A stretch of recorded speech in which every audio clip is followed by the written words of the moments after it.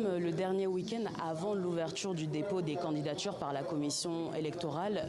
Là, vous pouvez le voir derrière moi, quelques dizaines de personnes. Ce sont les membres du bureau exécutif du Parti démocratique vert, seul parti d'opposition reconnu par le gouvernement rwandais. Ils se sont réunis pour l'approbation de leur manifeste, c'est-à-dire leur programme pour la présidentielle à venir en juillet, dont le secrétaire exécutif du parti nous dévoile les axes principaux. Il y a la démocratie, la protection de l'environnement, la justice.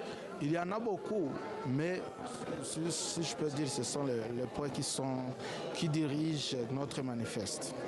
En dehors de notre manifeste, on a élu 64 candidats députés. 30 sont des femmes, 34 sont des hommes. C'est grâce à une modification exceptionnelle de la Constitution l'an dernier que les législatives vont se tenir en même temps que la présidentielle.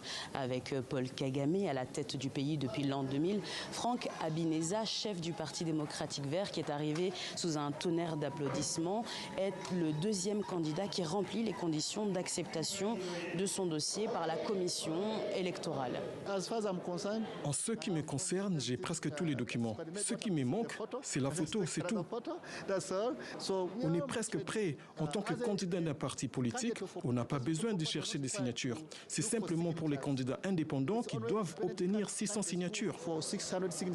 En plus de ces deux candidats, 4 autres personnes ont manifesté leur volonté de se présenter à la présidentielle. Parmi eux, 3 sont candidats indépendants. Ils ont donc jusqu'au 30 mai, date de fin de dépôt des candidatures, pour réunir les signatures nécessaires pour valider leur candidature. La liste des candidats retenus, elle, sera annoncée ce 14 juin pour une présidentielle qui aura lieu le 15 juillet.